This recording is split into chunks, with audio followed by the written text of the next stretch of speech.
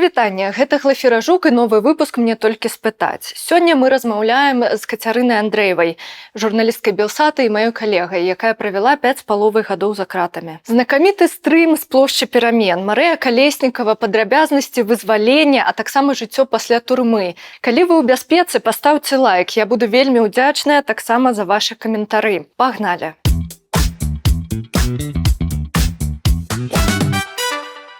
Катя, ты уже месяц як на волі. Як ты себя адчуваеш? Як праходзіць твой час? Мне адчуваецца, што месяц, дні вельмі хутка ідуць. Падаецца, што прайшоў там тыдзень толькі, а ўжо я гляджу, што месяц амаль я на волі.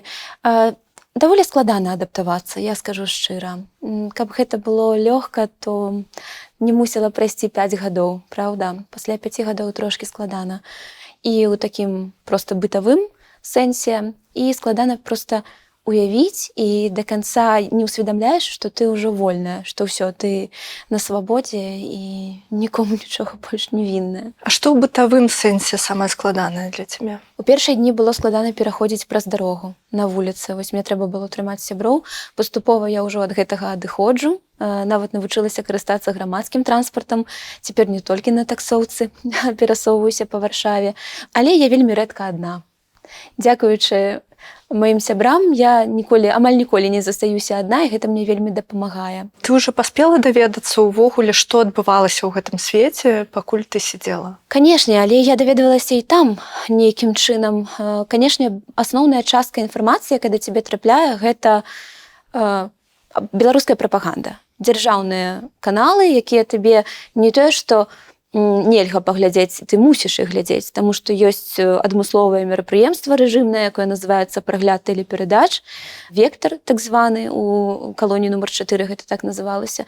І ты мусіш глядзець прапаганду тура, напрыклад, нам вельмі любілі паказваць.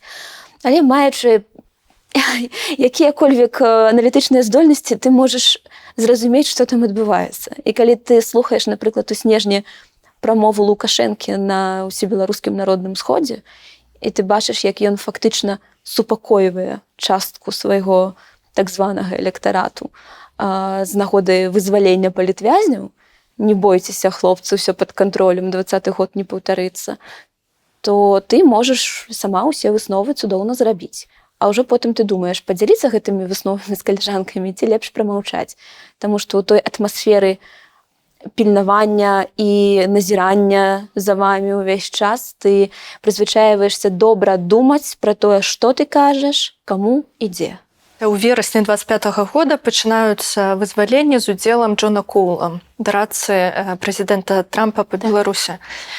Ты думала, што можаш трапіць у гэты спіс увогуле? Як ты ўвогуле чакала гэтага там? Мы пабачылі, што чэрвень некалькі жанчын, потым верасень Ірына і іншыя, а потым снежань, гэта было ўвогуле масава, 30 чалавек, жанчын, 30 жанчын проста за адну раніцу. Я бачыла, як гэта адбывалася, бо прыйшлі ўначы ў пакой, дзе мы спалі, і некалькі палізняволеных проста пасярод ночы паднялі. У ноч з 12 на 13 снежня. Забралі вельмі хутка, таксама з рэчамі, проста пасярод ночы. Была гадзіна 30 ночы. Я яшчэ памятаю, што паглядзела на гадзіннік. Канешне, спаць ужо не магла.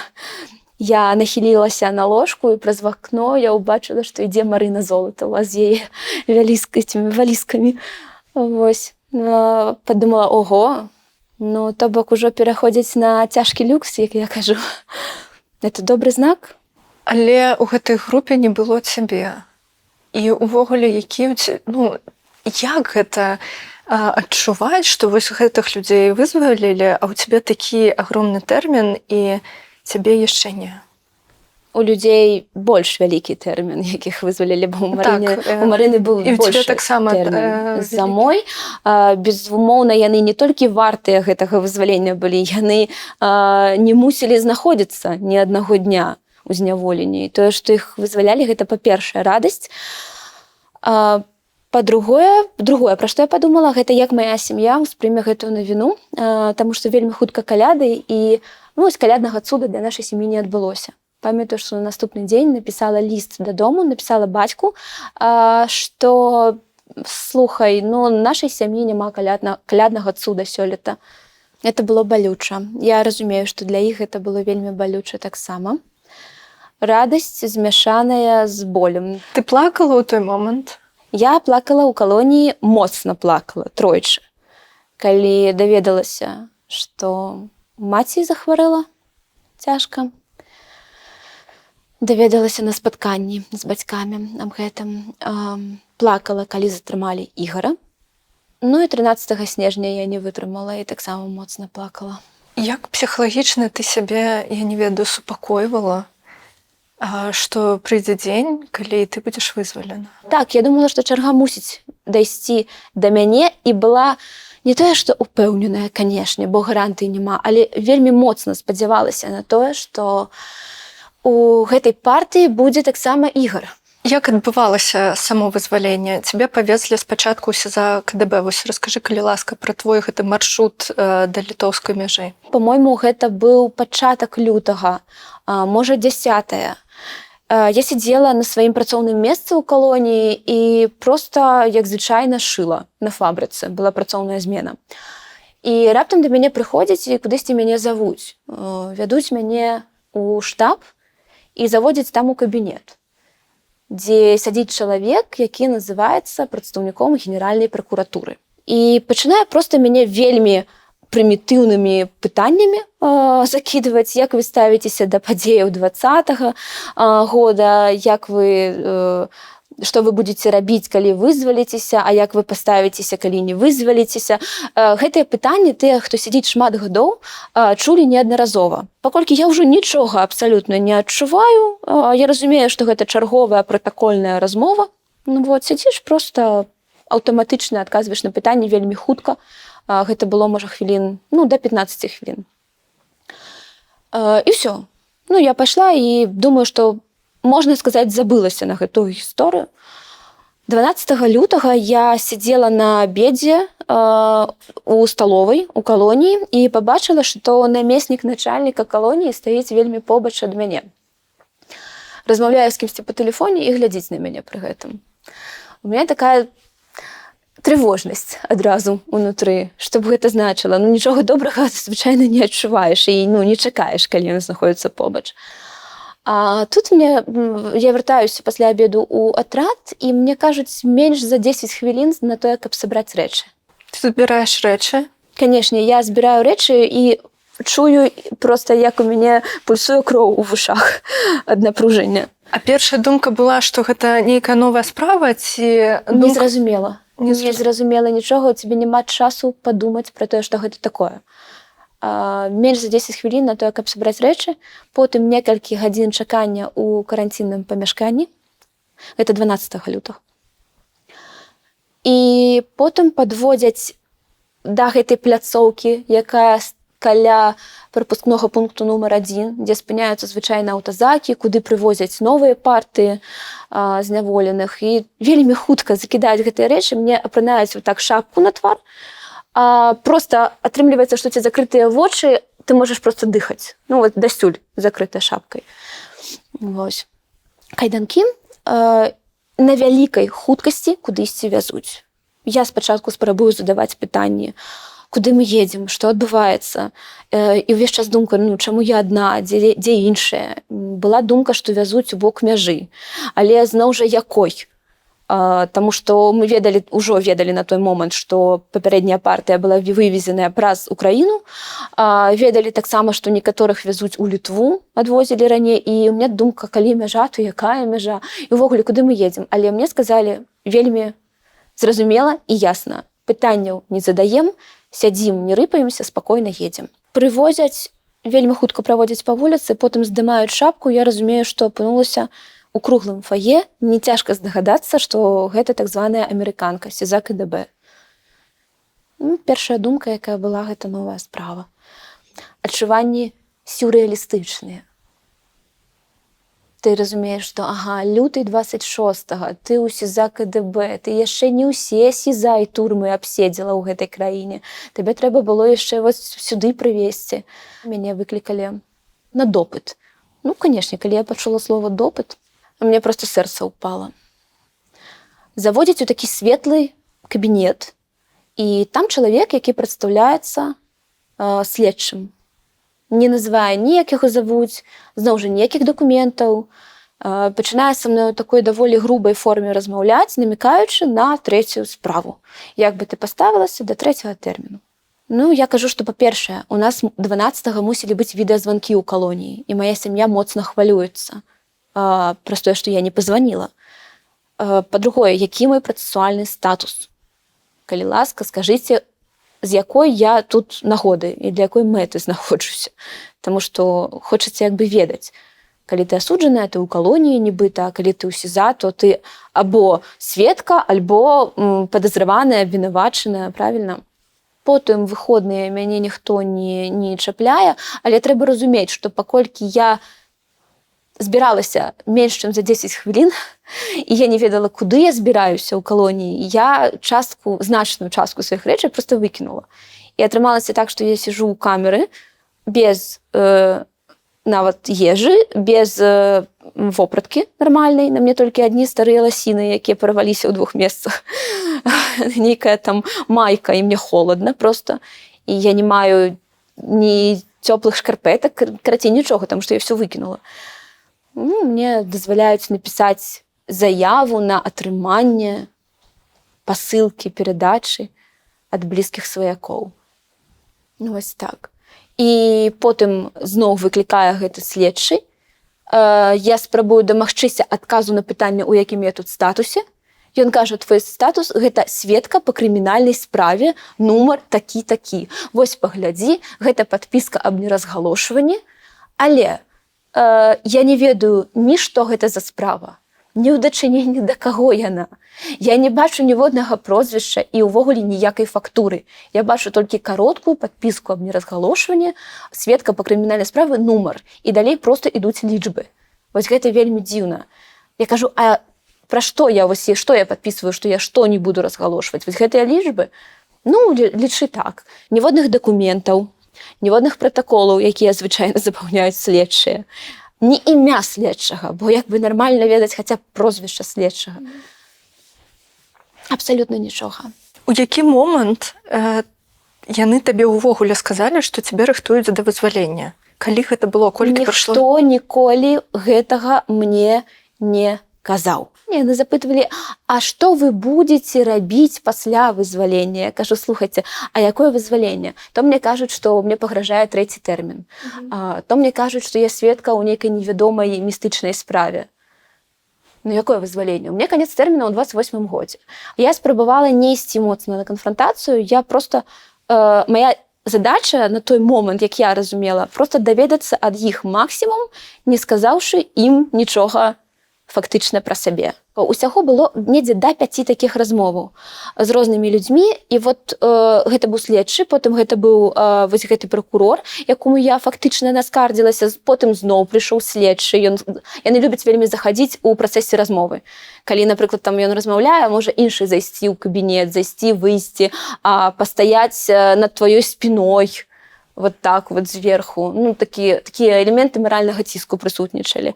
І нельга забываць таксама, што увесь час нагадвалі і казалі пра Ігара.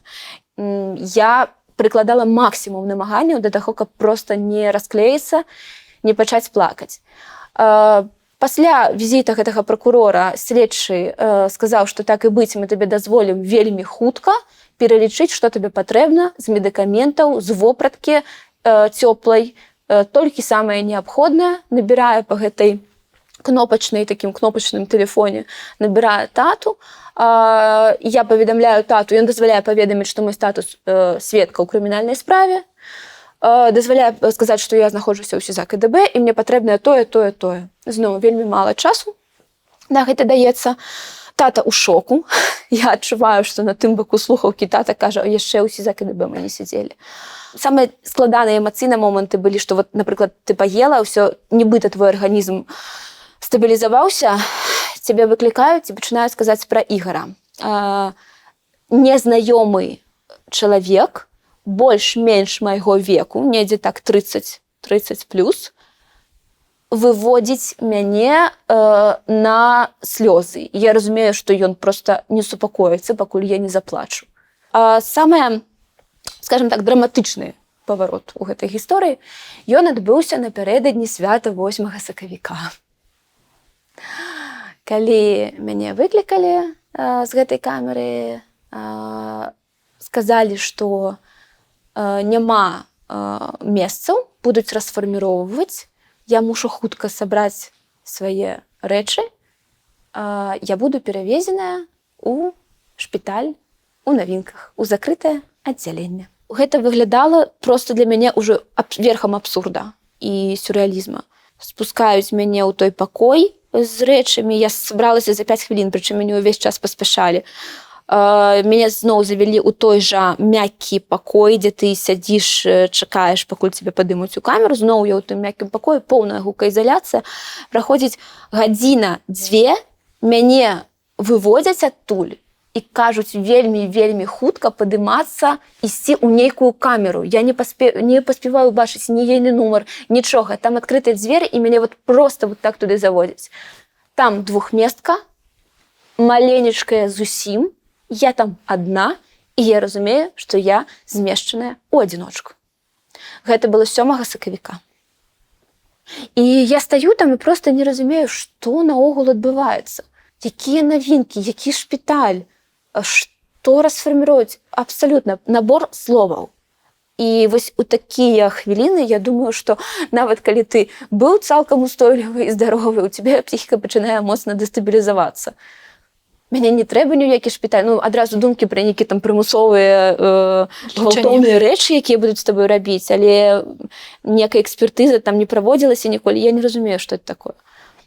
Всё, мяне падымаюцца туды, зачыняюцца за мной дзверы з грукатам, і всё, гадзінніка няма, які час ты можаш арыентавацца толькі па калакалам, якія на катэдры, чуваць трошкі. Всё, ты проста там сядзіш і глядзіш у адну кропку. І з таго моманту я нібыта для іх знікла. Цяпер, думаючы пра гэта постфактум, я ўсведамляю, што хутчэй за ўсё проста цягнулі час. Але яны не пазбегнулі зрабіць мне напаследак балюча ў чарговы раз.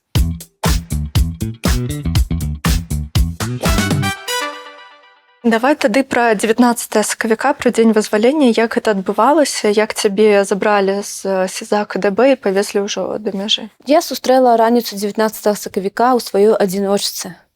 Адзінае, што мяне трошкі насцярожыла, гэта тое, што павялі ў душ. Сказалі вельмі хутка сабрацца ў баню, а гэта быў не банны дзень. І вельмі хутка трэба было сабраць рэчы, пайсці памыцца. І калі я стаяла там пад гэтым душам, я думала, дзіўна, а чаму я мыюся? Вось няма ж сёння баннага дня, штосьці ці іншы дзень, а мяне ўжо згубіліся дні, бо няма гадзінніка, ты не разумееш, які дзень, якая дата. Я думаю, не, ўсё ж хіба сёння не мусіла я сюды ісці. Вось. А потым вельмі хутка таксама збіраю рэчы, вельмі хутка спускаюць уніз, і далей саджаюць у мікрааўтобус, зноў жа без нумароў. Ужо твар не закрыты, кайданкоў няма. Проста я сижу на задніх шэрагах такога мікрааўтобуса і кудысьці еду з маўклівымі людзьмі, закрытымі тварамі. У іх закрытыя твары. Яны нічога не кажуць, не тлумачуць, яны проста моўчкі мяне вязуць кудысьці. А я ж не ведала, як выглядае СІЗА-1 у Калядзічах. Таму, канешне, я разгубілася. Калі мы туды пад'ехалі, думаю, зноў, выглядае як турма, я здагадалася, што гэта, магчыма, ўсё тое ж СІЗА-1. А дарога была не вельмі бачная, бо я сядзела, усе былі гэтыя фіранкі заштореныя, і я не разумела, куды я еду, а потым, калі мы пад'ехалі, і спыніўся ўжо транспарт, стала зразумела, што мы пад'ехалі да СІЗА-1. Як пазней высветлілася, гэта і была кропка збору ўсёй групы палітвязняў на вызваленне, якіх з розных калоній проста звезлі ў СІЗА-1. І мяне адлягло ад сэрца, калі адкрыліся дзверы, я ўбачыла, што заходзіць Марфа Рабкова. Мы сябравалі з ёй у калоніі, Некаторы час нам не дазвалялі з ёй камунікаваць, таксама спрабавалі развесці, а потым у выніку на іншую смену яе змясцілі, і мы не маглі перасякацца амаль ніякім чынам, бо і атрады былі далёка адзін ад аднаго, і змены розныя. Я бачу, што яна заходзіць у чорнай вопратцы, з такімі вось вачыма, усміхаецца мне, а потым адразу за ёй Наста Лойка. Толькі тады я зразумела, што хутчэй за ўсё 99% гэта вызваленне. Але нам нічога не тлумачылі, нічога не абвяшчалі, потым я ўбачыла мужчын. І гэта быў балючы досвед, таму што там былі тыя, хто правёў больш за 5 гадоў за кратамі таксама. Тое, як яны выглядалі, выбачайце, хлопцы, проста я гэта скажу, мне вось гэта было балюча, у якім яны знаходзіліся стане. Амаль адразу ж пачалі жартаваць пра штосьці, спачатку так ціха, а потым нават ніхто не перашкаджаў. Проста хлопцы размаўлялі, абмяркоўвалі розныя там навіны з калоній. І паступова пачынала спускаць вельмі павольна. Я ехала моўчкі. Я нават не магла нічога гаварыць. Я проста сядзела на апошнім шэрагу адна. Перада мной сядзелі дзяўчаты побач разам, Наста і Марфа. Час ад часу паварочваліся да мяне, усміхаліся. І мы не верылі, што гэта сапраўды адбываецца з намі. Мы не разумелі, нікуды мы едзем, ні ўвогуле, што будзе далей, якім чынам будзе адбывацца ўся гэта працэдура, таму што адно гэта слухаць нейкія чуткі, апавяданні, якія даходзяць з волі ў калонію, і жартаваць, дзе там цябе будзе чакаць аўтобус без нумароў. А зусім іншае гэта ехаць у гэтым аўтобусе без нумароў, асабліва ў маім разе, калі я перад гэтым правяла больш за месяц у СІЗА КДБ, і асабліва вось апошні час, праведзены ў адзіночцы, ён быў такі, гэта самае моцнае, я думаю, было такое, таму што ты знаходзішся... Часта мы ў калоніі думалі, добра было пабыць адной. Але не ў такіх абставінах, і цяжка. Гэта было цяжка. Мне нават узгадваць пра гэта цяпер цяжка. Так вось я еду ў мікрааўтобусе, я адчуваю, што мяне хутчэй за ўсё сёння вызваляць. Як так 5 гадоў, 4 месяцы спрабавала колькасць дзён падлічыць, проста каб зазямліцца. Таму што стрэс моцны, вельмі моцны стрэс і напружанне. Нават цяпер я пра гэта распавядаючы, я адчуваю гэты стрэс у сваім целе. Потым мы ехалі вельмі доўга, спыніліся ля нейкага леса, нам сказалі, што будзе санітарны прыпынак, а везлі, дарэчы, на 2 мікрааўтобусах. Гэта мы маглі бачыць, што пад'язджае другі, бо групу з 15 чалавек проста па колькасці месцаў падзялілі на 7 і 8. З намі суправаджэнне было хіба, можа, 4 чалавекі, па-мойму, у масках, ці, можа, больш. Яны нічога не казалі, проста паведамілі, што будзе цяпер санітарны прыпынак. Можна будзе схадзіць у лясок, а потым дастаюць такія тэрмасы, кажуць, частуйцеся гарбатай. Прыносяць ваду і кажуць хлопцам, можаце там паўхажваць за дзевушкамі, за дамамі, наліць ім вады. Хлопцы нам гэту ваду разлівалі, потым яшчэ штосьці, хіба штосьці салодкае. Вось у нашым мікрааўтобусе такое было, прапанавалі. Па-моему, зефір. Так, быў пакунак бабруйскага зефіру. Вы схадзілі то бок не ў прыбіральню нават, а вас... прыбіральня, гэта лес, гэта чыстае поле і хмызняк. Усё, мы туды павыходзілі па адным, а потым проста сядзелі і чакалі ў гэтых мікрааўтобусах на месцы за гэтым хмызняком. То бок трошкі наводдаль ад гэтай галоўнай трасы, як бы прыхаваныя гэтым невялікім ляском. 2 гадзіны дакладна. Цяпер я разумею, чаго мы чакалі, пакуль з Менску прыедзе дэлегацыя. А далей самы кінематаграфічны момант гэтай гісторыі. На вялікай хуткасці нашыя мікрааўтобусы ў пэўны момант пад'язджаюць да трасы.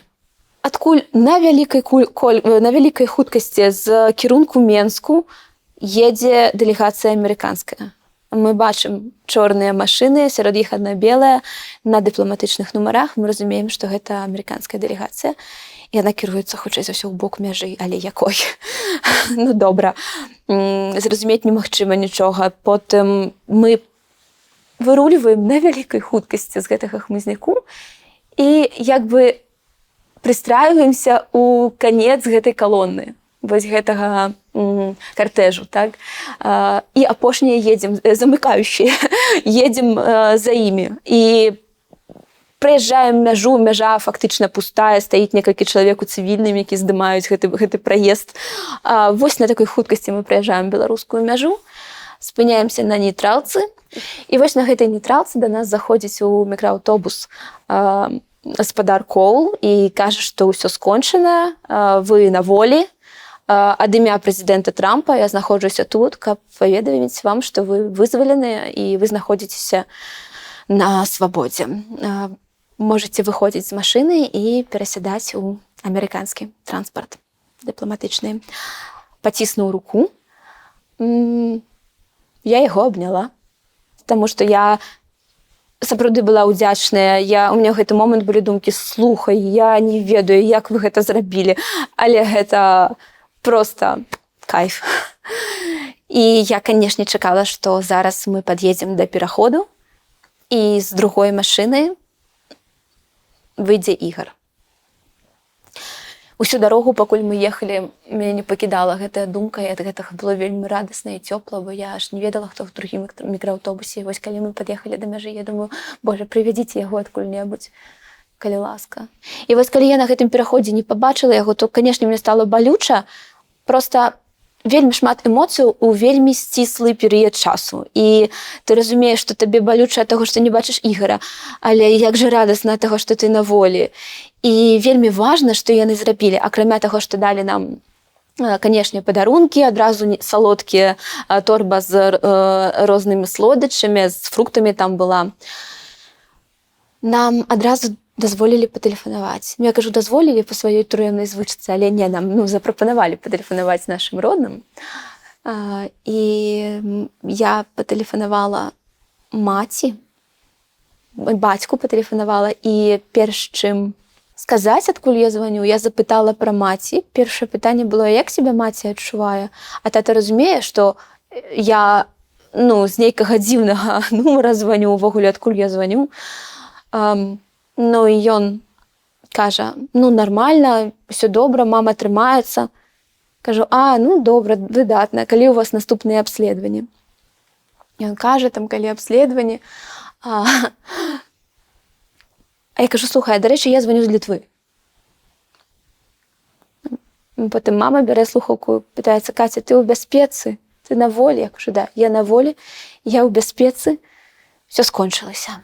Ты калі ехала вось у мікрааўтобусе, ты разумела, што гэта апошняе, што ты бачыш, да, у Беларусе? Быў такі эпічны момант, калі мы пераязджалі праз мяжу, і там літаральна стаіць слуп колераў дзяржаўнага сцяга беларускага, чырвона-зялёны, і стаіць слуп літоўскі. І стала зразумела тады, што гэта Літва, і там гэты агароджа такая з калючым дротам, нейтральная паласа. Стала тады зразумела, што вось гэта мае апошнія хвіліны на беларускай зямлі. Я тады сказала дзяўчынам, што слухайце, гэта апошнія нашы хвіліны ў Беларусі. Калі мы яшчэ там будзем, дакладна мы будзем, можа, не такія маладыя, можа, хоць напрыканцы жыцця мы туды трапім, але, кажу, глядзіце, эпічны момант. Жыццё падзеленае гэтай мяжой на да і пасля.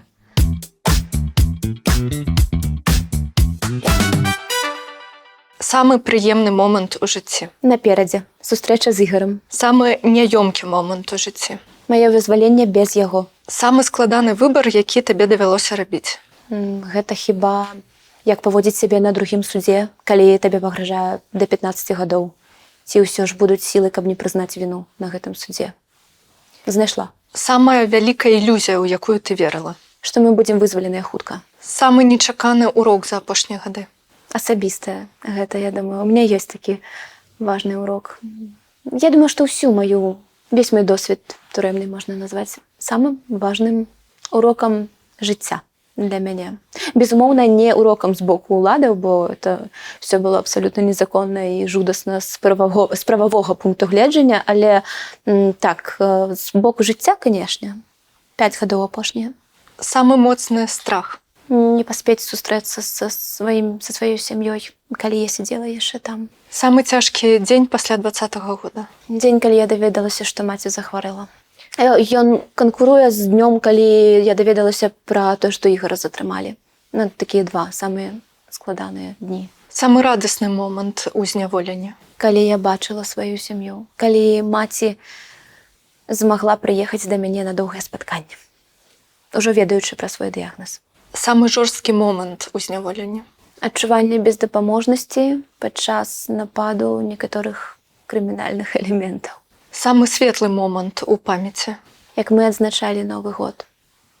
Апошні, 26-й.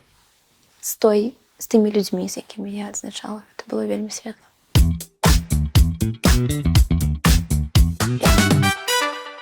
Давай трошки пра ваше спатканне яшчэ з Ігорам. Доўгатэрміновае спатканне у вас было ў 21-м годзе. У 21-м, потым у 23-м. І вось я зачытаю, што ён казаў пра яго. Мы падчас доўгага спаткання хутка асвоіліся. Я прыгатаваў вячэру, сваю фірмовую страву, тарцілю з гародніны і курыцай. У нейкі момант стварылася такая ідылічная абстаноўка, што падумалася, няхай бы нас нават у гэтым малюсенькім пакойчыку перанеслі куды-небудзь падалей ад людзей. Ад гэтай цемры вакол, і больш нам нічога не будзе трэба, толькі быць удваіх. Раскажы, калі ласка, ці можаш ты успомніць, як вы вось там сустрэліся, што гэта быў за будынак, як гэта ўвогуле выглядае у калоніі? Гэта будынак доўгіх спатканняў. Па-першае, ўсё, што сказаў Ігор пра спатканне, гэта праўда. І сапраўды наш сусвет ён заўжды быў і застаецца непарушным. І не так важна дзе, важна, што разам, важна быць разам. А спатканне ў калоніі адбываецца такім чынам на доўгае. Цябе заводзяць, таксама у шэрагу цябе заводзяць на спатканне, якое можа працягвацца да 3 дзён, але 2 і 3 дні ніколі не атрымліваюць палітзняволеныя. Мы добра, калі патрапім там раз або пару разоў на год, гэта проста шчасце немавернае на спатканне на адзін дзень. Толькі на адзін дзень і толькі без вынасу страваў з сабой. Ёсць такое паняцце вынас там да 5 до 10 кілаграм. У нас заўжды адзін дзень, заўжды без вынасу. І все, там твои родныя цябе сустракаюць у такім дворыку, кантралёр заводзіць, а родныя сустракаюць. Гэта падобна штосьці на такое на такія комнаты, як у гасцініцы, такі пакоі невялікія, дзе ёсць 2 ложкі, люстэрка, стол. Здаецца, ўсё, некалькі стулаў. Ёсць кухня агульная, дзе можна гатаваць ежу. І асобна ёсць ванная, душ, дакладней. Было бедненька, сціпленька, але галоўнае, што Ігор да мяне даехаў. Ён прывёз мне чырвоную сукенку з дэкальтэ. Ты папрасіла сукенку, Бродскага, штосьці яшчэ? Да, я люблю вельмі Бродскага, і ён прывез мне наш зборнік з нашай калекцыі асабістай. І яшчэ я папрасіла фотаздымкі. У нас ёсць традыцыя глядзець дзіцячыя фотаздымкі. А таксама я папрасіла яго вось гэтую ежу, і, па-мойму, ён клубніцы яшчэ прывёз свежыя, ягады нейкія. Дакладна былі ягады, я памятаю. Было вельмі добра, касметыкі шмат прывёз. Я зрабіла такое а-ля жанчына, бо, канешне, ты ў калоніі сябе не адчуваеш ні маладой, ні прыгожай, ні жанчынай, а проста такой біямасай у форме. Але чырвоную сукенку ты магла апрануць толькі вось у гэты дзень? Ну, канешне, толькі там, толькі вось на гэтай закрытай тэрыторыі, дзе адбываюцца доўгія спатканні. Потым ты перапранаешся ў форму, і нават ты перапранаешся ў форму, каб выйсці яшчэ а 4 дня на праверку у дворыку. Там. Ну, гэтыя дні спатканняў, яны самыя шчаслівыя. Чаму, калі мяне хацелі пакараць і на мяне націснуць эмацыйна? Я прасіла, пасадзіце мяне, калі ласка, у ШИЗА, пасадзіце мяне там, гэта карцер, пасадзіце мяне, не ведаю, куды-небудзь, просто дайце я пасяджу лепш там, чым я буду пазбаўленая магчымасці спаткання, бо наступнае толькі праз 4 месяцы, і гэта будзе зноў год, фактычна, без сустрэч. Ну, пасадзіце, я перажыву. Не, мы сваё рашэнне прынялі. Ну, і пачулі вашу просьбу, мы рашэнне прынялі. Яны заўжды так рабілі, менавіта, каб мне было больш балюча, таму што ведалі, што для мяне значыць спатканне, і ведалі выдатна, якія ў мяне стасункі з маёй сям'ёй. Як пасля расстацца? Выклікаеце нейкага супрацоўніка? Не выклікаем, просто праходзіць нават менш за суткі. Калі цябе заводзяць о 12, 11, 12 дня, то на наступны дзень цябе забіраюць о 8:30. Это нават не суткі. Ну, добра. Прыходзяць, просто забіраюць, кажуць, все развітваемся, называюць прозвішча, кажуць, все развітваемся.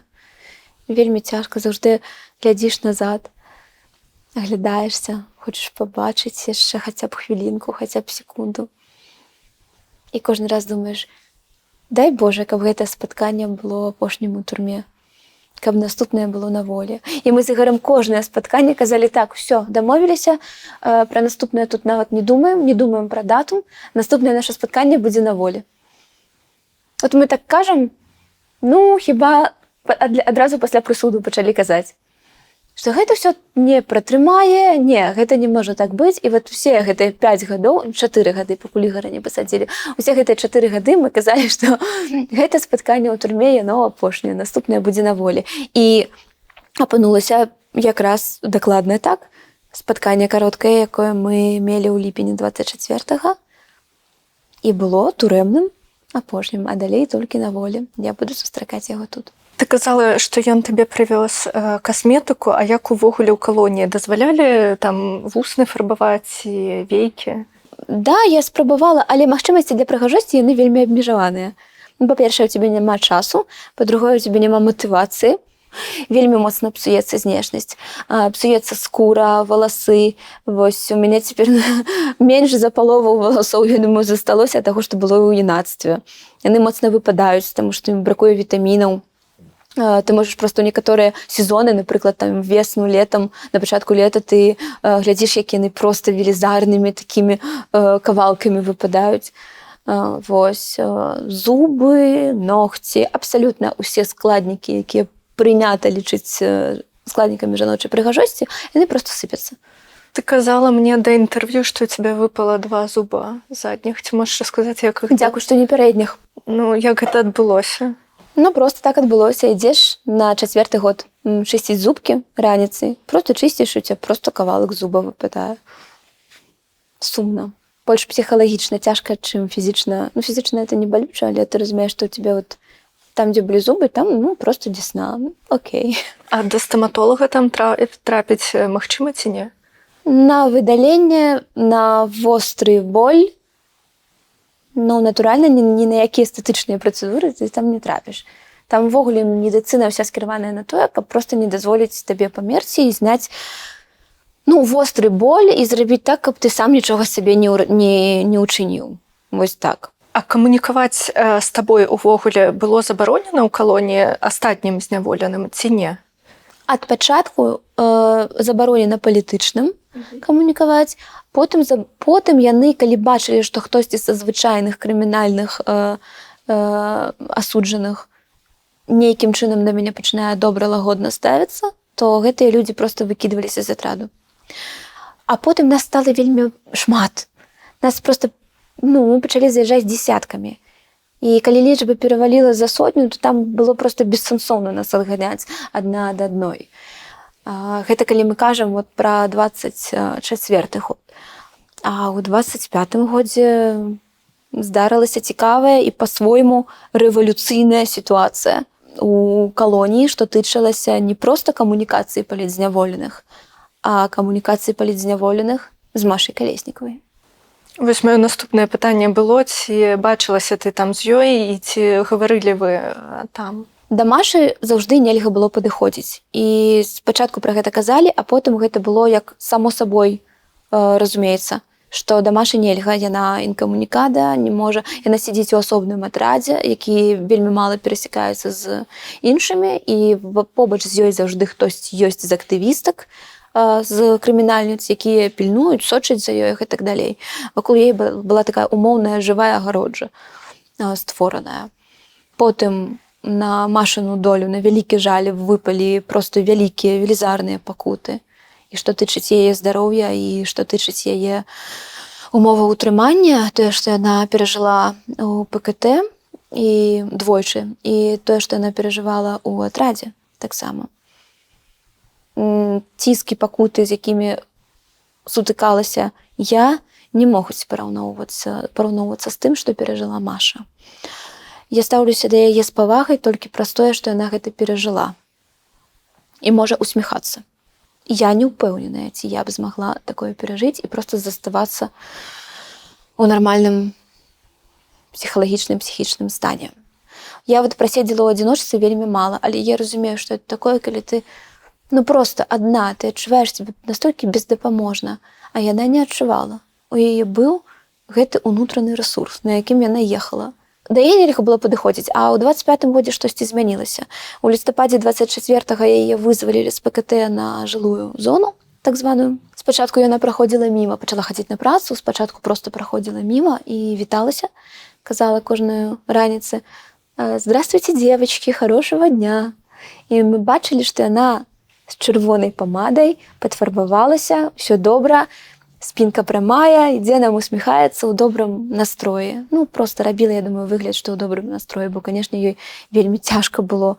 Мы віталіся ў адказ, потым перакідваліся некалькімі словамі, а ў жніўні, хіба напрыканцы жніўня, нам зладзілі вельмі дзіўную імпрэзу, якая называлася «Кінапаказ на лужайкі».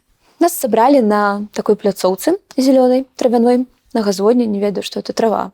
Пасадзілі на такіх матах, як коврыкі для йогі, гумавыя такія, у нейкім шахматным парадку. І на сценку будынка паставілі праектар і транслявалі нам рамантычную меладраму. Амерыканскую. Нават амерыканскую. І нам можна было прынесці з сабой каву, гарбату, зефір, зноў гэты зефір фігуруе пастаянна. Да, зефіры, есці так і глядзець кіно. І нам сказалі, што гэта зроблена для псіхалагічнай разгрузкі. Я б з вялікім задавальненнем хацела ў гэта паверыць, проста з велізарным. Але на першым шэрагу сядзелі я, Маша і Марына Золатава. А ўсю імпрэзу здымалі з розных ракурсаў на відэа. Мы дагэтуль нідзе не ўбачылі гэтых архіўных здымкаў. Не выключаю, што яны былі прызначаныя для аднаго або двух гледачоў.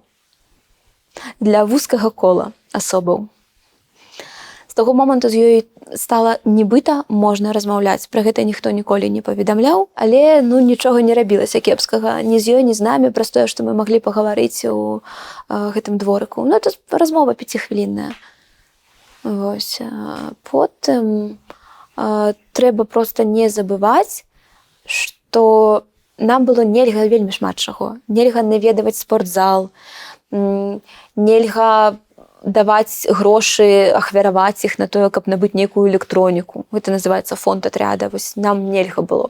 Это абгрунтоўвалі тым, што нам ад вас нічого не нужно. Добра. Бо, канешне, там эта калонія ўжо выглядала як гатэль 5 зорак, калі б мы маглі паўдзельнічаць. Вось, і тут нас пачынаюць кожную нядзелю збіраць у актавым зале, потым восень пачалася, і амаль кожную нядзелю мы на нейкім мерапрыемстве, нейкі канцэрт. Прычым саджаюць у першы шэраг. Часам з намі была таксама Марфа, там каго яшчэ, кагосьці з жанчын-пенсіянерак палітзняволеных туды звалі. І вось я і Марына, і Маша, мы сядзелі ўсе на першым шэрагу і глядзелі на гэты канцэрт. Нам жа нельга было збольшага і удзельнічаць у гэтым. Толькі там некаторым пэўным асобам дазвалялі праз нейкі, не ведаю, выключны талент. Не буду дадумваць, бо я не удзельнічала. І вось мы сидзім дзень маці, дзень бацькі, глядзім канцэрты, слухаем песенкі, зноў сюррэалізм. Вельмі шмат такіх сюррэалістычных момантаў, або нават лепш казаць магічны рэалізм, праўда? Ты думаеш, ці гэта сапраўды з намі адбываецца? І думкі ўвесь час навошта? Ну, навошта, каб паказаць камусьці па дзяржаўным тэлебачанні, а ўсё няма гэтага сюжэту, а разумееш, што здымкі ідэнтычныя, бо мы проста сидзім на гэтых крэслах і нічога не робім, глядзім канцэрт. І можна размаўляць. Дзіўна. За намі ўвесь час хтосьці знаходзіўся, канешне, побач. Гэта былі і супрацоўнікі, і за нашымі спінамі сядзелі звычайныя асуджаныя, не палітычныя. Канешне, гэта ўсё пільнавалася, ну і пісалася на камеры. Але важна яшчэ адзін трэк помніць, што недзе з, скажем так, давай я прыгадаю дакладна, я думаю, што гэта была вясна 25-го, у гэты ізаляваны атрад, куды вярнулі Машу, нумар 18, туды пачалі пераводзіць жанчын палітычных, прычым такіх, па іх мерках, якія маюць некую вагу. Некую вагу, аўтарытэт сярод іншых палітвязняў, значнасць справы, гучнасць справы, рэзананс, медыйнасць. І праз гэты трэк некалькі жанчын прайшло, яны яшчэ застаюцца за кратамі. Некаторыя з іх вызваленыя, у тым ліку вядомыя публічныя асобы, і у тым ліку я. Гэта 2 тыдні цябе проста змяшчаюць туды, ну і ты проста там жывеш. Абсалютна незразумела, навошта гэта робіцца. Маша сама выказала такую думку, што, магчыма, гэта робіць фільм. Нейкі вялікі фільм пра тое, што паглядзіце, разлічаны зноў жа на амерыканцаў, на замежнікаў, што паглядзіце, вы кажаце, яна памірае, яна ў такім кепскім стане, але ні з кім ёй нельга кантактаваць, ні з кім, што яна інкамунікада. Але паглядзіце, вот яна з такой, вы можаце пазнаць ледзь не кожную з іх, бо гэта медыйныя вядомыя асобы. Да вот яна цудоўна з палітычнымі стасуецца, сядзіць, каву п'е. Для мяне гэта быў вельмі адначасова стрэсавы і цікавы перыяд. Я стрэсавала ад таго, што не разумела, што адбываецца, навошта гэта робіць, што мяне здымаюць, што гэта ўсё супраць маёй волі. Бо табе проста, як звычайна кажуць, ты збіраеш рэчы, ты пераводзішся в такі атрад. Всё. Ні сваёй згоды, ні нейкай там, некага фідбэку, скажем, ад цябе не патрабуецца. Проста збіраеш рэчы і выконуеш, што тебе кажуць, ідзеш туды, на тое месца. І вот так я там правяла некаторы час, і іншыя жанчыны таксама праводзілі. А потым пачалася клубная гісторыя. Вот спачатку падсяленне да Машы, потым кінапаказ на Лужайкі, які адкрыў серыю вось гэтых клубных мерапрыемстваў штонядзелю. Я дагэтуль, для мяне гэта загадка, я запытвала, ну як вы думаеце, навошта гэта было патрэбна? Ну мы прыйшлі да высновы, што для вузкага кола асобаў, што это не будзе публічна нідзе транслявацца, хутчэй за ўсё. Але што камусьці гэта паказвалі. Ну як камусьці. До запісу мы гаварылі з табой пра тое, што ты мне казала пра Машу Калеснікаву. У мяне пытанне, што ты думаеш цяпер пра яе пазіцыю наконт ціску, да? Што яна выступае за такую нармальнасць, як было сказана, і за дыялог з Лукашенко. Дыялог ёсць у амерыканцаў у любым разе, бо калі яны прылетаюць у Менск, яны сядаюць за стол перамоваў, і насупраць іх сядзіць старшыня КДБ. І Лукашенко сядзіць з імі усімі за адным сталом. Таму дыялог, ён па меншай меры з амерыканцамі ўжо існуе. Я ведаю, што Маша цяпер прасоўвае пазіцыю аб тым, што Еўропа нібыта павінна зрабіць тое ж самае, пайсці на такі дыялог. Дзеля чаго? Па-першае, нам трэба ўсім разумець, вельмі добра і ясна ўсведамляць, што калі б не было санкцыяў, не было б чым гандлявацца. Ну вот, Машу купілі за Беларусь калій. Вот мяне купілі за калій, банкі, так, зняцце санкцыяў з банку і нейкія яшчэ, магчыма, дамоўленасці, якія проста не выносілі амерыканцы ў публічны трэк. Калі б гэтага не было, а за што б нас пакупалі? Разлічваць на жэст добрай волі, на гуманізм, чалавечнасць, на што можна разлічваць пасля 5 гадоў?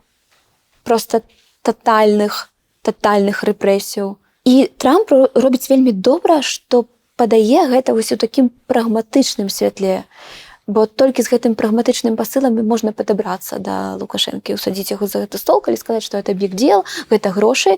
Эканоміка моцна пацярпела праз санкцыі. Гэта ўсё, што можна сказаць на гэты конт. І у мяне мала інфармацыі. У мяне няма поўнай карціны. Тое, што я бачу, што яны сапраўды пацярпелі ад санкцыяў, якія былі ўведзеныя праз іхныя ж учынкі, праз затрыманне людзей, праз тое, што Беларусь сталася плацдармам для ўвядзення расійскіх войскаў у 22 годзе, праз саўдзел у гэтай агрэсіі. Немагчыма было б за штосьці іншае гандлявацца, якія яна опцыі можа запрапанаваць. Проста сесці за стол без папярэдніх умоваў, правільна? Былая палітзняволеная Шэрэнда Панасюк казала, што за кратамі цябе збівалі 4 мужчын. Гэта яна казала на сваёй прэс-канферэнцыі, якую яна давала. Ці праўда гэта? Вось гэта пытанне пра адказнасць за словы. Калі ты выйшла, а чалавек застаецца яшчэ там за кратамі, вельмі важна думаць, што ты кажаш. А яшчэ вельмі важна не казаць таго, у чым не ўпэўненая. Ніколькі чалавек мяне не збівалі нідзе. З адміністрацыі ці то СІЗА, ці то калоніі, ці то следства, да мяне яны асабіста не ўжывалі фізічнага гвалту. Гэта няпраўда. Я даведалася пра гэта, і першае, пра што я падумала, гэта рэакцыя маёй сям'і. Моя сям'я не мае са мной сувязі на пастаяннай аснове, каб пазваніць і запытаць: слухай, тут такое кажуць, цябе праўда б'юць? Не. І тым больш маці хварэе. І вот Паліна, я думаю, не задумалася пра гэты аспект. А навошта яна гэта зрабіла? Ёсць ідэя? Магчыма, проста праз такі склад натуры ёй хацелася прыцягнуць увагу, магчыма, з лепшых нейкіх матываў. Але яна, думаю, хацела прыцягнуць увагу ў першую чаргу да таго гвалту маральнага, які адбываецца абсалютна з усімі, да жанчынамі палітзняволенымі, амаль з усімі. То, што маральны гвалт існуе, гэта 100%. Рэдка каму удаецца яго пазбегнуць.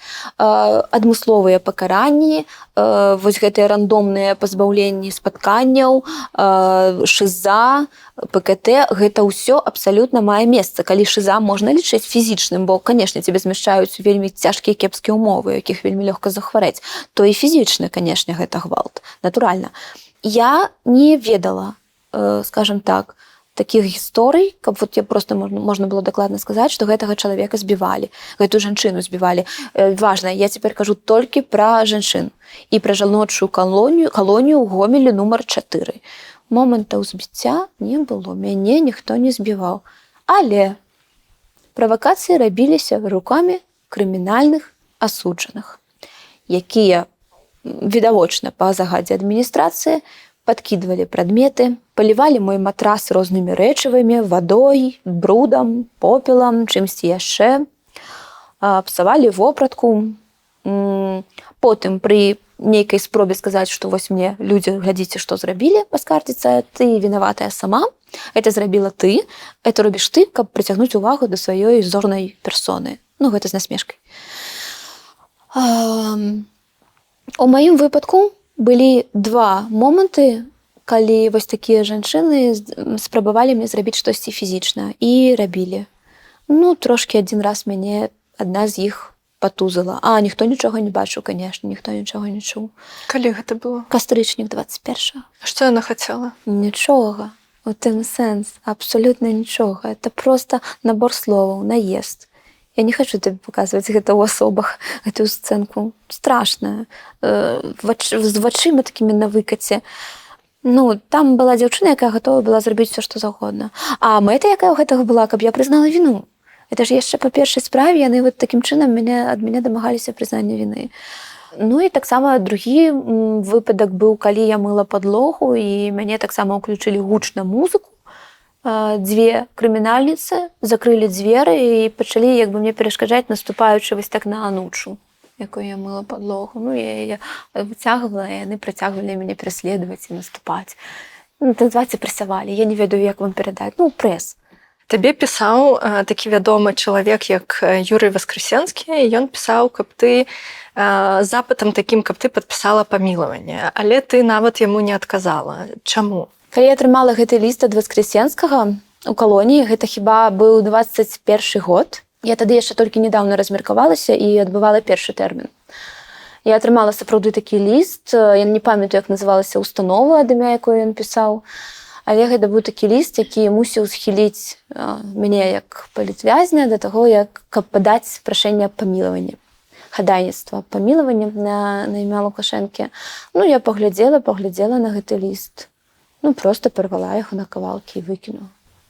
Гэта быў яшчэ твой першы тэрмін і другога яшчэ... Так, гэта быў першы тэрмін. Я падумала, што тут сядзець? Тут сядзець нічога, ў прынцыпе. Год, паўтара гады я магу на гэта выдаткаваць сваёй маладосці. Вот такая шчодрасць у мяне. Пасяжу. А калі б ты атрымала гэты ліст ужо, калі б табе далі гэтыя 8 гадоў, ты бы... А калі мне далі 8 гадоў, я ўжо выдатна разумела, што для таго, каб цябе вызвалілі і памілавалі, табе, па-першае, увогуле не трэба нічога пісаць. Па-другое, цябе ніхто не будзе папярэджваць. Трэцяе, Васкрасенскі да гэтага мае вельмі ўскоснае дачыненне. І максімум, што ён можа зрабіць, гэта агучыць у паблік спейсе некаторыя тэзісы, якія яму давялі зверху. Всё. Калі будуць вызваляць, ніхто не будзе папярэджваць, скажам так.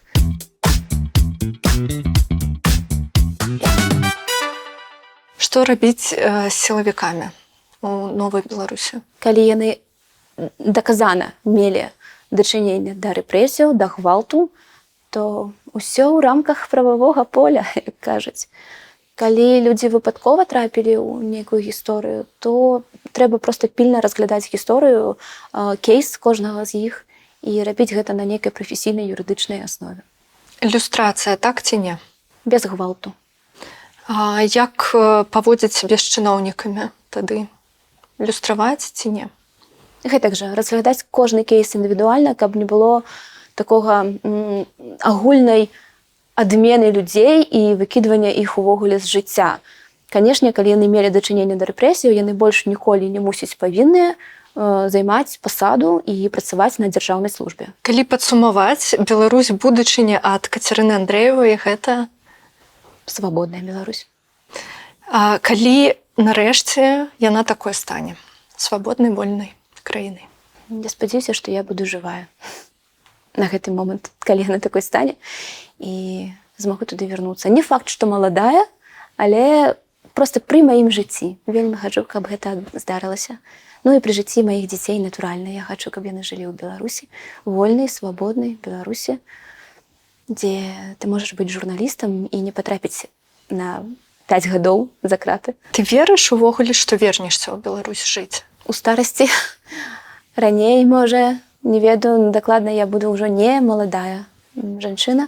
Але што ты зробіш у свой першы дзень там? Прыйду ў свой пакой, у якім вырасла, сяду на канапу, буду глядзець здымкі фотоальбома сямейнага і спадзяюся, што буду бачыць побач сваю сям'ю. Я не думаю, што гэта адбудзецца ў хуткім часе, і я не думаю, што я буду маладая на гэты момант. Калі раптам, ўсё ж, мы зможам вярнуцца ўсе, калі мы ўсе зможам вярнуцца.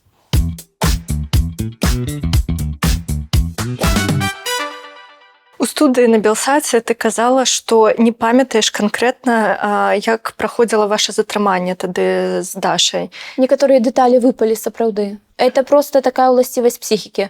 То бок, калі у цябе з'яўляюцца больш яскравыя ўражанні, то менш яскравыя яна іх выцісняе, выштурхоўвае як непатрэбныя файлы.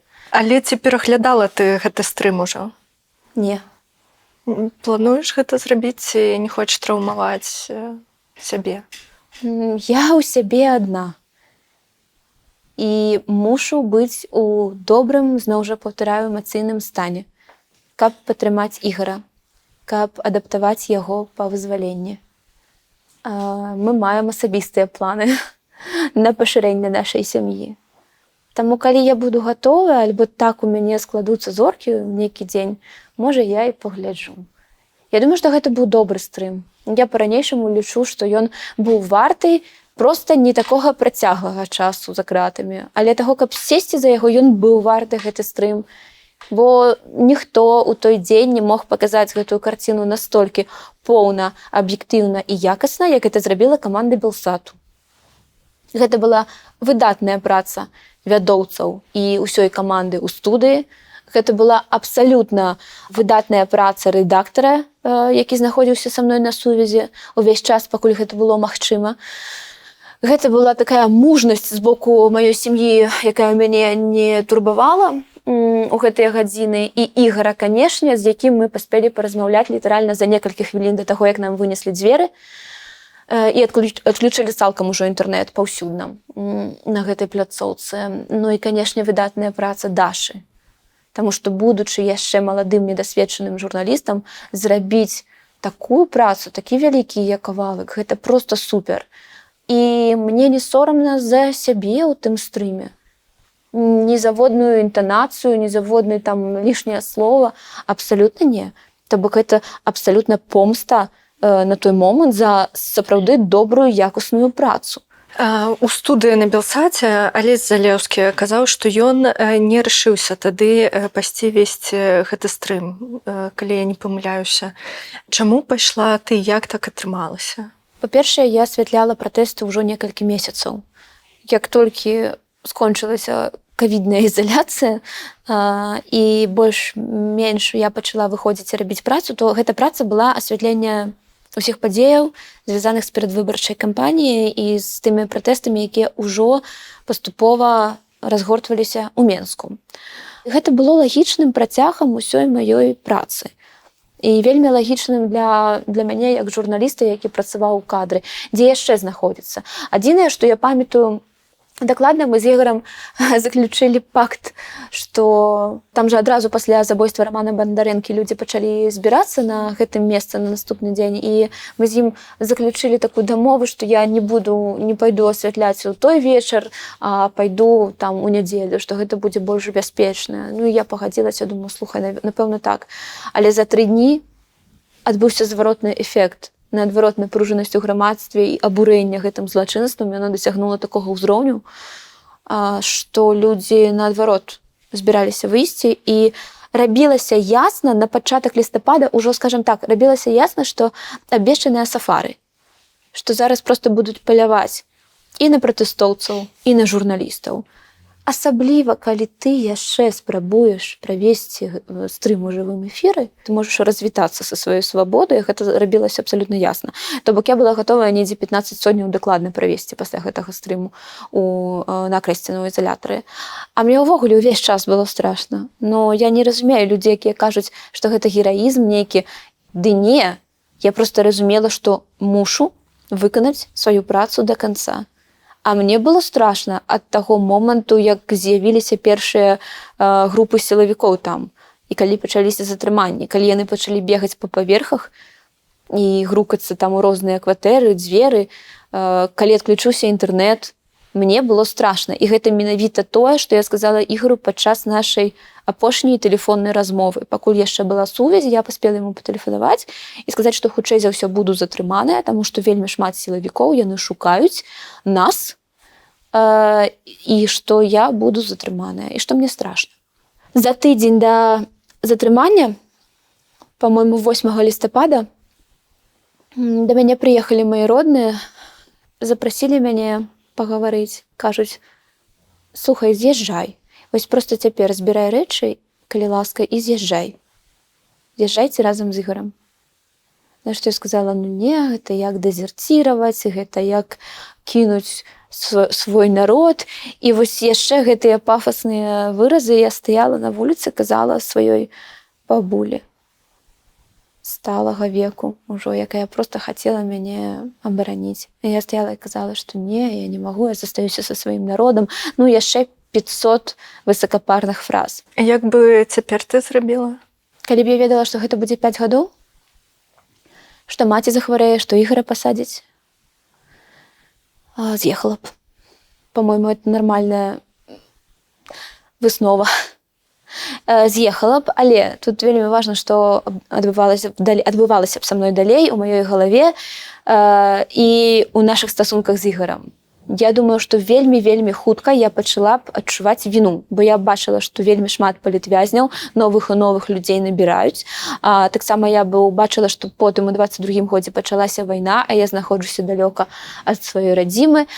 Я ніякім чынам не магу гэта асвятліць. Я проста сижу вось у эміграцыі, тут у камфорце, і гэтая віна, вось такі ўзровень пачуцця віны, ён бы прымусіў мяне, канешне, паехаць асвятляць падзеі ва ўкраіне. Я табе зараз пакажу твоё фота. Гэта люты 21-го года, суд, першы твой суд. Так. Што ты адчувала ў той момант? Хвіліна славы, не ведаю, як гэта сказаць. Быў страх хутчэй, ці што ўвогуле ты ў той момант думала, што ты чакала ад гэтага суда? Страх вельмі часта бывае. Проста справа ў тым, што калі ёсць штосьці больш моцнае, то гэта выцісняе страх. Там у судзе я думаю, што я была так добра раззлаваная на тое, што адбываецца. І спрабавала проста направіць гэта са злосці, з нейкай агрэсіі, якая ўнутры уздымаецца, на вось гэтую хвіліну славы, на проста адчуй, што гэта адбываецца з табой цяпер. Была надзея, што Дашу не асудзяць на пазбаўленне волі менавіта. Я вельмі спадзявалася, што яе выпусцяць у судовай зале яшчэ. Разумела, што я не выйду, канешне. Это абсалютна. То можна паставіць крыж на гэтых надзеях. Калі ты пачула прысуд 2 гады, якая рэакцыя ў цябе была на першы прысуд? Ну так, 3 месяцы ўжо прайшлі. Ладно, ну, в прынцыпе, можна вытрымаць. Цяжка, канешне, непрыемна. Я памятаю, што я глядзела на маленькі кавалачак неба, які быў бачны праз вакно, і думала, і малілася. І думала, можна, калі ласка, не пазбаўлення, можна, калі ласка, не пазбаўлення. Но потым пачала 2 гады, і з часам такі спакой. Проста. Ведаеш, што страшна? Што вось тое, што нам падавалася вельмі вялікім тэрмінам, супер рэпрэсіяй і страшным пакараннем у выглядзе 2-гадовага тэрміну, у 24-25 годзе ў калонію ўспрымалася: так у цябе маленькі тэрмін, 2 гады. Яшчэ пералік, туды-сюды, дзень за паўтара. В прынцыпе, можна сказаць, ты адной нагой дома. Вось што страшна. Дэвальвацыя паняцця нормы. Я думаю, гэта самае страшнае, што з намі сталася за гэтыя 5 гадоў. Пасля табе паведамляюць пра тое, што на цябе заведзена новая крымінальная справа, і цяпер ужо табе далі 8 гадоў пазбаўлення волі. Я памятаю, гэта адбывалася нават, Глафіра, гэта у лепшых традыцыях жанру. Суд быў закрытым. Вось як ён увогуле праходзіў? Мы нічога не ведаем, ніякіх падрабязнасцей пра гэтую справу. Іду я на першай змене з абеда на фабрыку. Вяртаюся. Ну, а мы же ў калоніі хадзілі ў шэрагу па 5 чалавек. Вось мы ідзем гэтым сумным шэрагам зноў на працу, і мяне завуць кудысьці ў бок адысці, супрацоўнік калоніі. Ну, потым мяне заводзяць у штаб, а там следчы, які мне паказвае пастанову, потому што я падазраваная па 356 артыкуле здрады радзіме, і буду цяпер этапаваная у СІЗА-3 горада Гомеля. І я памятаю, там былі такія абоі у кветачку. І я памятаю, што мне гэта дробная кветачка пачынае расплывацца перад вачыма і вось так кружыцца вакол мяне. Мяне не маглі этапаваць у той дзень, таму мяне змясцілі ў ПКТ на дзень. Гэта памяшканне камернага тыпу. І мяне заводзяць туды, і я проста памятаю, як я лажуся на гэты драўляны на драўляныя гэтыя нары. Ноччу гляжу, не магу заснуць і думаю, ну так жа не можа быць. Ну гэта зноў нейкі сюррэалізм. Ладно, вы далі 2, але тут да 15. Ну, а кіраўніцтва калоніі зноў жа не пазбегла магчымасці, каб сказаць, ты выйдзеш старая, страшная, нікому не патрэбная, і не зможаш нарадзіць дзяцей. Табе будзе, ну вот адлічы, дадай вот да свайго ўзросту яшчэ 15. Колькі там тебе будзе? 43? Следства было вельмі хуткае. Все, што мне сказалі, з таго, што трэба было ведаць. Это справа совершенно секретна, на ёй ёсць грыф. За разгалошванне гэтых звестак зноў жа будзе ў цябе новы крымінальны артыкул. Ну і калі ты не прызнаеш віну, ты атрымаеш 15 гадоў. Але ты не прызнала віну. Ліпень, суд гомельскі абласны. Я думаю, што трэба паўтарыць вось гэты тренд са светлым адзеннем, які ў нас быў на першым прысудзе, але там былі камеры, журналісты, калегі, гэта мела нейкі медыйны сэнс. А тут у зале будзе канвой. Гэта 19-гадовыя хлопчыкі, якія, в прынцыпе, не разумеюць, што адбываецца. Зноў жа, чалавекі функцыі. Але я думаю, добра, я папрашу мужа перадаць светлую сукенку. У меня есть такая кремовая сукенка. Вот, такая бежевенькая. І ён перадаў яе, толькі абцасаў, канешне, не хапала, там яны забароненыя. Я папрасіла туфелькі, такія на нізкім абцасе. І гэтую сукенку. І так паехала. Мне, нават знаходзячыся на волі, усё яшчэ бывае страшнае, у мяне як такі бар'ер перад нейкімі магчымымі наступствамі ад кожнага майго слова. Таму давай у гэтыя дэталі мы не будзем моцна ўлізаць. Адзінае, што магу сказаць на судзе, на тым віну я сваю не прызнала, нягледзячы на тое, што ён быў закрыты, што там быў толькі канвой, што мужа апусцілі толькі на адкрытую частку, калі сказалі 8 гадоў 3 месяца. Мы адзін на аднаго паглядзелі, паказалі сэрцайка, вось такое, сказалі, што кахаем, я крыкнула, што кахаю яго, і ўсё, вельмі хутка. Як ведаеце, як гарачыя піражкі, вось так ужо, на той момант ужо вось так выглядалі гэтыя прысуды. Табе кажуць 8 гадоў калоніі. Якая ў цябе рэакцыя, што ты ў той момант зразумела для сябе? Зноў вечнасць. Вось гэта ўжо сапраўдная вечнасць, гэта не 2 гады. Гэта ж проста заўжды, гэта ўвесь час я буду сядзець, што такое 8 гадоў. Пачала лічыць, колькі мне будзе гадоў, калі я вызвалюся. Атрымалася 34. Паспрабавала сябе супакоіць, думаю, 34 дакладна, жыццё яшчэ не скончваецца. Не, потым падумала, што ўсё ж гэта вельмі шмат. У мяне бабуля і дзядуля сталага веку, як гэта 8 гадоў. Не можа быць. Можа, мяне раней вызваліць. Можа, ўсё ж яны не будуць 8. І ў лістах увесь час я пісала сваім, што паслухайце, 8 гэта не 8, гэта фармальнасць. Мы з Ігарам увесь час гэта прамаўлялі, што гэта ўсё фармальнасць, што гэта не будзе 8. Супакойвалі сябе вось так кожны год, а гады ішлі, і атрымалася амаль 5 з паловай. Ты адчуваеш спакой смяротніка. Зразумела, што цябе ніхто не забівае, ты жывеш, проста гэта можна параўнаць з той роспачу і адначасова спакоем, які адчувае чалавек, вось, не ведаю, калі чуе пажыццёвы тэрмін, вот такое, спакой. І мусіць быць гэты спакой, яго трэба трымаць з усіх проста сіл, бо калі пачаць нейкую гістэрыку, калі пачаць плакаць, калі пачаць, я не ведаю, што там, біцца галавой аб сцяну, гэта не зробіць лепш. Гэта толькі забярэ ў цябе сілы, якія табе патрэбныя, каб пераадолець гэты тэрмін і гэты шлях. Таму, канешне, наадварот, максімум спакою гэта вось тая устаноўка, якую я сама сябе давала.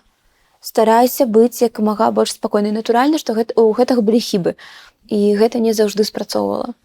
Вось. Часам у мяне былі такія моманты, што падавалася, што просто гэта канец. Знаходзіш сілы, знаходзіш перш за ўсё сілы ў сваёй сям'і. У тым, што яны чакаюць, яны трымаюцца, яны знаходзяць нейкія нагоды для радасці, то ты таксама мусіш. У цябе ёсць Ігар, у цябе ёсць ужо збудаваная кар'ера, у цябе ёсць сябры, якія, не гледзячы ні на што, цябе чакаюць, проста не верым. Вер сваім сябрам, вер сваім калегам. —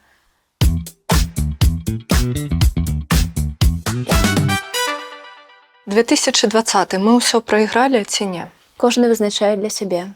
Я не. Я шмат згубіла, я шмат страціла праз гэта, але я не прайграла. Ці чакала ты, што падзеі набудуць вось такі вялікі маштаб? Канешне, не. Я думала, што, магчыма, яны будуць нават больш маштабныя, але больш кароткатэрміновыя. Чаго не хапіла пратэстам 2020 года?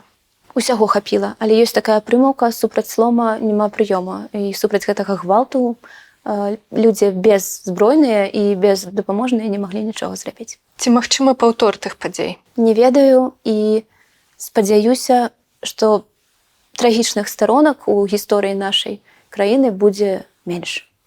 Рэвалюцыя ці эвалюцыя? Што для Беларусі лепш?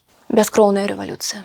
Ці верыш ты ў мірныя перамены сёння? Я веру ў ідэю міру і у практычную неабходнасць дасягнення міру ў рэгіёне. Вось у гэта я веру, бо гэта існуе. І я спадзяюся, што мір сапраўды запануе неўзабаве, але я вельмі перажываю за лёс Беларусі ў гэтых варунках. Я перажываю за Беларусь. Што дала Беларусі гісторыя 20-го года? Урок балючы.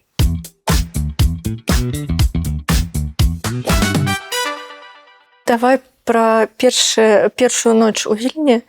Які быў першы сон увогуле? Табе штосьці снілася, ці ты проста прыйшла, там, не ведаю, кудысьці ў гатэль і рухнула на ложак і спала? Седзячы ў калоніі доўгімі зімнімі вечарамі, мы вельмі часта з дзяўчатамі думалі, як мы будзем святкаваць дзень нашага вызвалення. Тым часам рэальнасць. Мяне забралі ў гатэль, мы замовілі вельмі смачную піцу, мою першую піцу за 5,5 гадоў. Я з'ела некалькі кавалачкаў, я дайшла да свайго нумара да ложку, і я проста адключылася. Всё.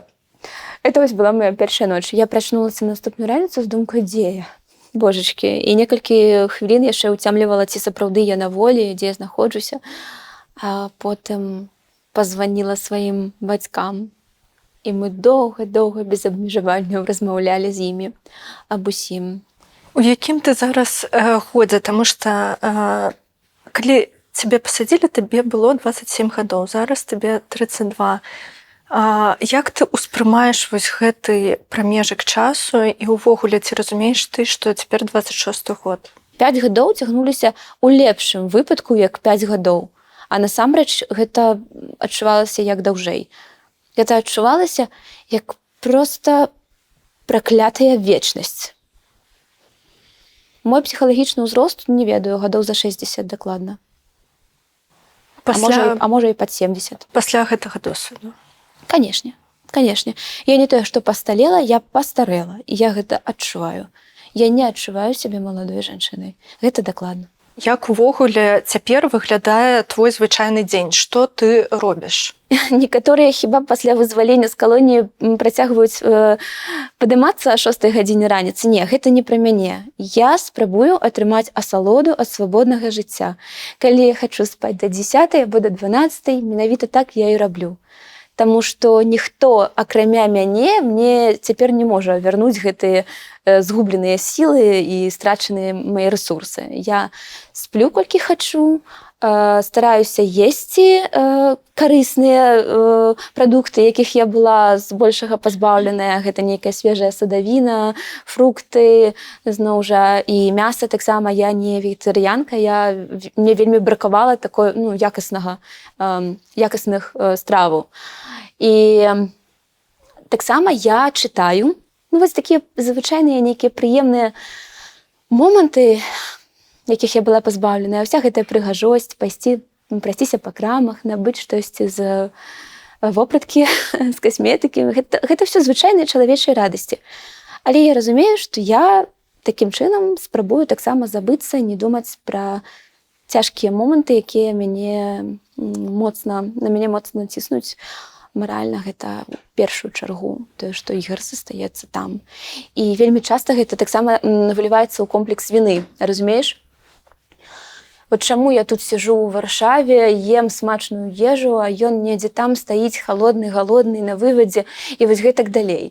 І калі ты разумееш, як гэта, і што там адчувае чалавек, я пакутаю на комплекс віны. Мне вельмі балюча, што ён вымушаны гэта праходзіць цяпер, і што мы тут не разам з ім. Магчыма, калі б ён калісьці пагадзіўся з'ехаць, як я яго прасіла, то ён бы мяне тут сустрэў. І мне было б менш балюча. Але я мушу паважаць ягоны выбар. А як жыць з гэтым пачуццём віны? Просто як ты кожны дзень прачынаешся, я так разумею, і, як ты кажаш, і ты думаеш пра гэта. Пра Ігара. Першая думка, калі я прачынаюся, гэта думка пра Ігара адназначна. Я пішу сваёй сям'і, што перажываю. Наступнае, што я раблю, калі я прачынаюся і падумала пра Ігара, я пішу сваім бацькам і запытваюся, як яны сябе адчуваюць, як здароўе у бабулі, дзядулі, у бацькоў. Кантралюю гэта, бо раней не было такой магчымасці. І тата піша: Божа, якое шчасце! Не трэба чакаць там, калі ў цябе скончыцца 4 хвіліны размовы з калоніяй, там пільнаваць вось гэты час, а ты можаш проста ў любы момант напісаць сваёй дачцэ, што ты яе любіш і сумуеш па ёй. І гэта таксама шчасце для нас. Ну, а як я пераключаюся з гэтых думак? Вось праз нейкія бытавыя такія штодзённыя радасці.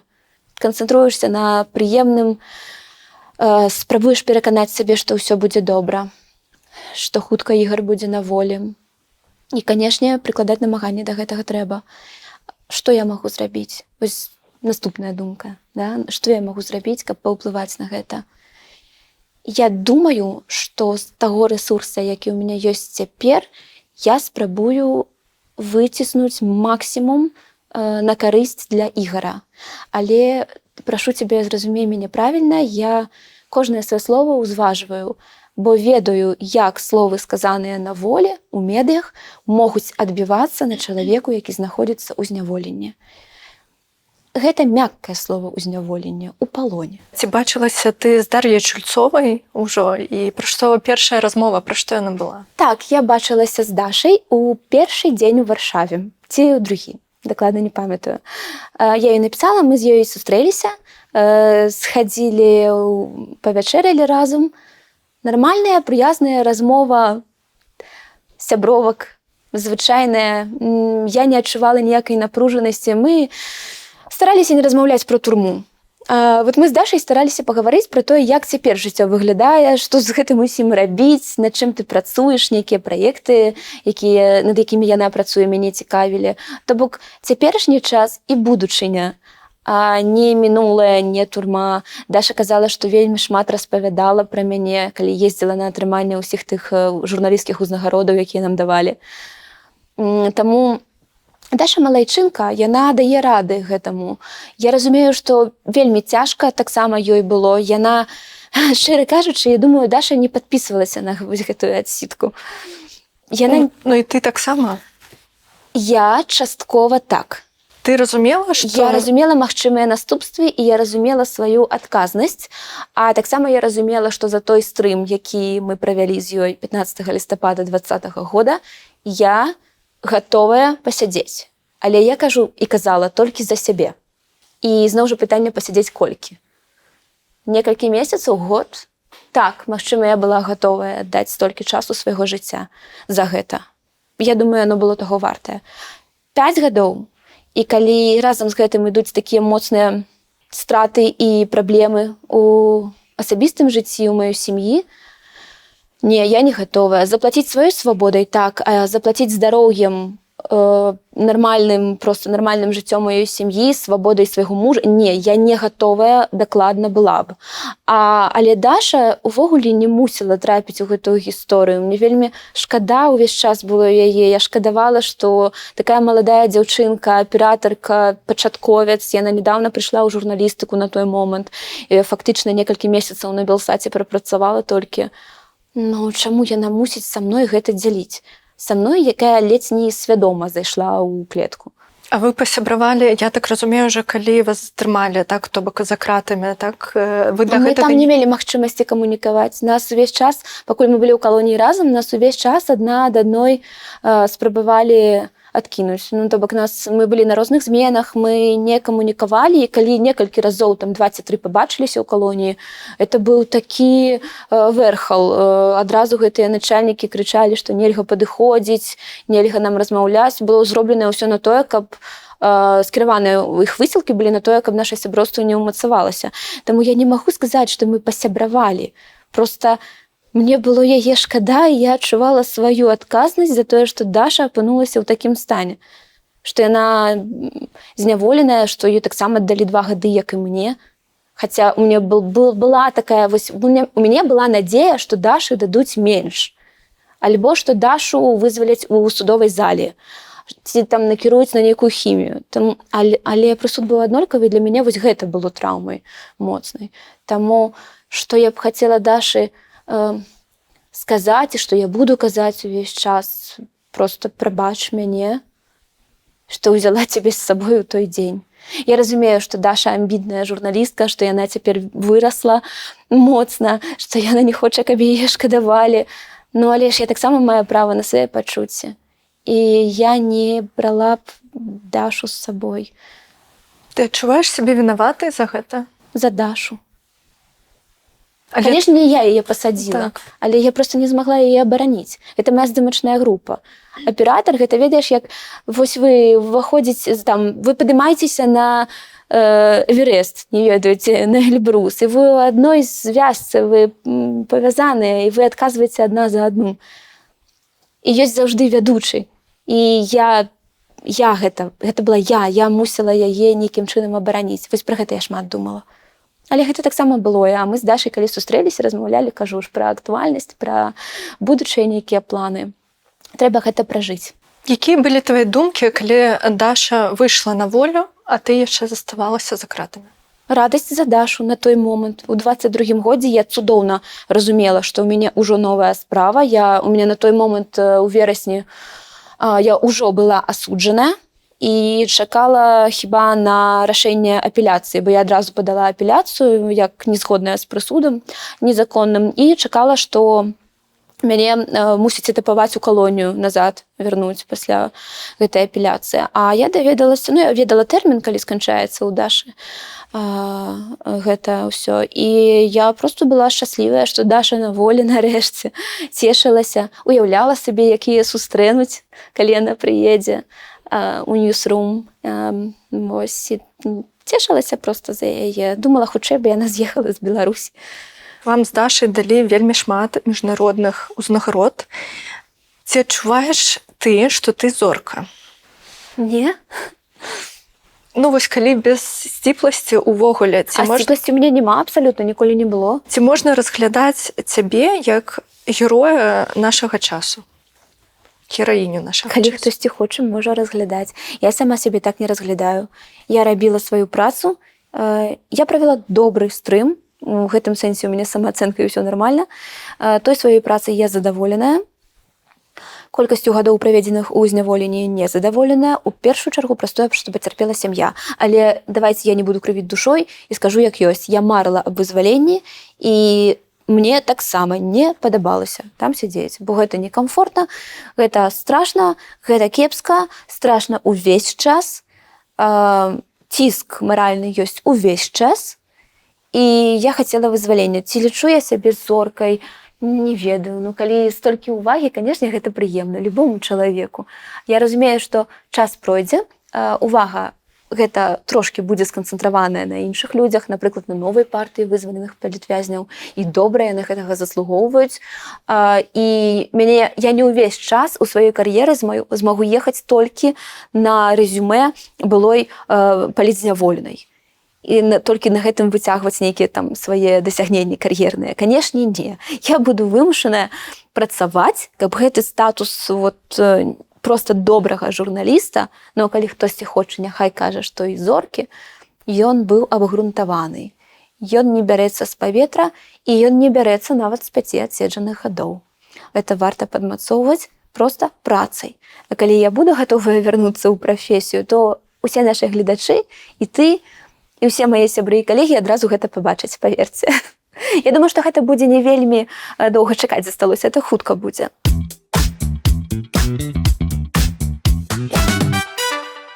Хто такая Кацярына Андрэева? Журналіст. А што для цябе галоўнае ў жыцці? Каханне. Мой муж, моя сям'я. Што трымае цябе, калі становіцца цяжка? Думкі пра яго. А ці змянілі цябе апошнія годы? Так, змянілі. Як? Які бок? Менш эмоцый. Я менш адчуваю, і гэта мяне пужае. Што для цябе цяпер свабода? Не знаходзіцца ў турме. Як табе такое? Пра што ты марыш сёння? Пазваніць дадому. Дзядулі? Не, бацькам. Яшчэ раз скарыстацца той магчымасцю, што ў нас няма абмежавання па часе. І ніхто не будзе крычаць: «Бахвалова, 5 минут, кладзі трубку». Да рэчы, а чаму псеўданім Андрэева ты ўзяла? Па бацьку. Таму што я такая татава дачка, і я калі толькі прыйшла ў журналістыку, адзін раз проста Не ведаю чаму, эксперыментальна падпісала свой артыкул як Кацярына Андрэева. З таго часу гэта засталося. Якім ты бачыш сваё жыццё далей? Хачу бачыць яго шчаслівым, бачу шчаслівым. Засталося дачакацца ігра. Гэта проста, як вы ўжо зразумелі, гэта абсалютна неад'емны складнік майго шчасця. Дзеля чаго гэта ўсё трэба было вытрымаць? Каб жыць далей, Пра што ты шкадуеш? пра тое, што магла крыўдзіць людзей, пра тое, што пакрыўдзіла людзей, некаторых, якія добра на мяне ставіліся. Ты аптымістка? Канешне, 100%. Дзеля чаго варта трымацца? Дзеля жыцця